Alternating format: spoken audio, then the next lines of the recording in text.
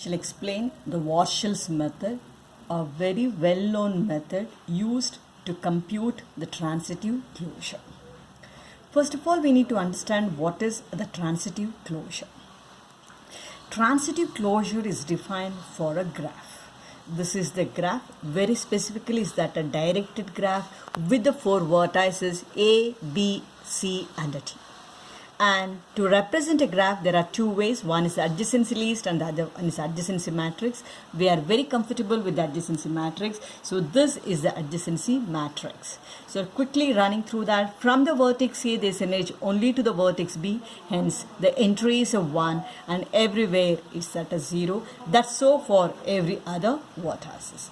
Now, having understood the graph and its representation, we should now understand what is the transitive closure. The transitive closure is another matrix where every entry in the matrix is either a 1 or a 0. The 1, the entry ij, indicates that there exists a path from the vertex I to the vertex j. And if the entry is a 0, it indicates that there is no path between I and a j. So all we now need to compute is the transitive closure is the presence of the path between every pair of vertices in the given graph. So the path could run through any vertices. So now how do I go about finding it out? I must have some systematic way of exploring all the presence of a path between every pair of vertices going through any vertex in the graph here. So for which we have a very systematic method here. So again we will be using the dynamic programming approach to compute this transitive closure. So herein the formula tells me that, say I will be doing it in a very systematic manner. So the rule tells me that firstly find out r to the power of 0, or in general we call it as r to the power of k, wherein k takes up values from 1 through n, where n is the number of vertices that the graph has. Now r to the power of 0, that means that there are no intermediate vertices. After that I compute r to the power of 1, that means that between any pair of vertices I look for a path going through the vertex 1. Now having explored the possible presence of a path between every pair of vertices going through 1, with this as a reference I shall find out r to the power of 2, wherein it tells me explores the path between the vertices I and j, and the path can go through the vertices 1 or 2, any combination.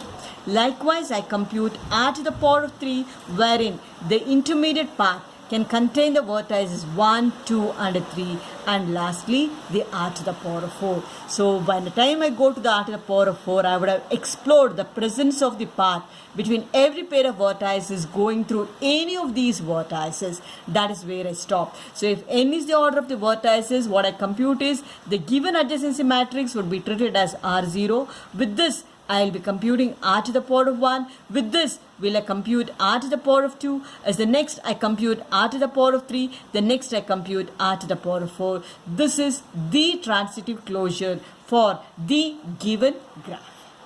Yes, how do I compute each of this r to the power of k? Right, so r to the power of k. So we have this vertices I and j. Now I am checking for the possible presence of a path between the vertices I and j going through the vertex k. Now, so I'll be exploring systematically the through vertex 1, through vertex 2, through vertex 3 and so forth. So by the time I say it is I to the, if at all if there is a path, that means that there must be a path from I to k. The maximum vertex can be a k minus 1, plus there must be a path from k to j. The maximum index vertex is k minus 1.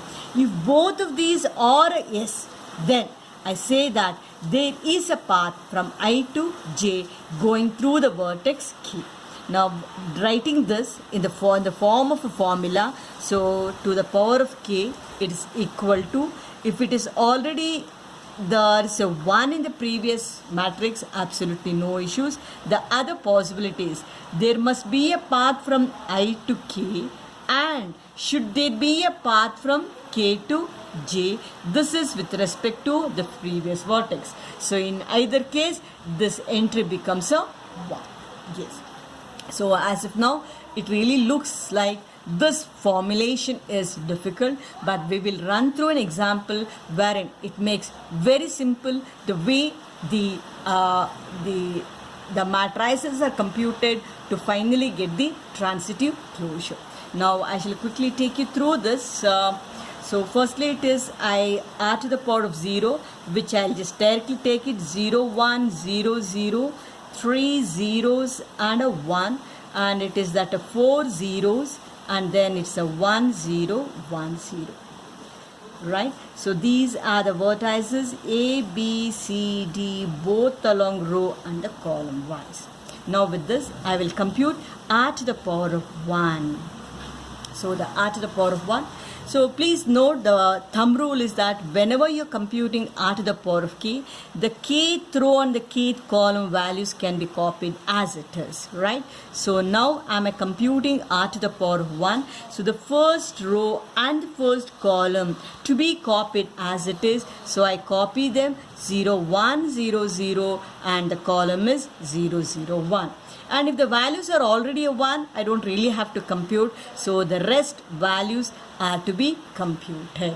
So the values, I shall say it is A, B, C, D, A, B, C, D. Now I need to compute this. It is B, this entry is B to B.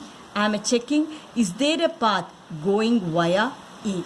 Okay, so for this I shall check B to A, is there a path? B to A, there is no path, and then even A to B, I don't have to go. If there is no path, this can never be a path. This continues to be a 0. Now I go for this, it is B to C there here. So going via is that an A. So B to A, I always look at the previous matrix B to A, there is no path because it's a 0 there here.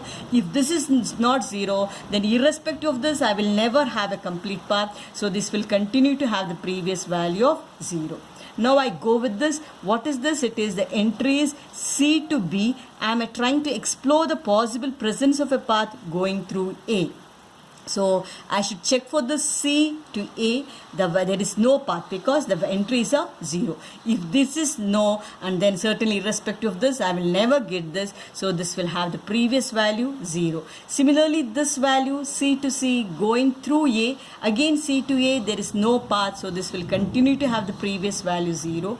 And again this entry C to D going via A, C to A, the entries is 0. So that this will never be a 1. So this will continue to have the previous value. Now I have this. What is that? This is D and this is B. So is there a path going via A? So what's that I should check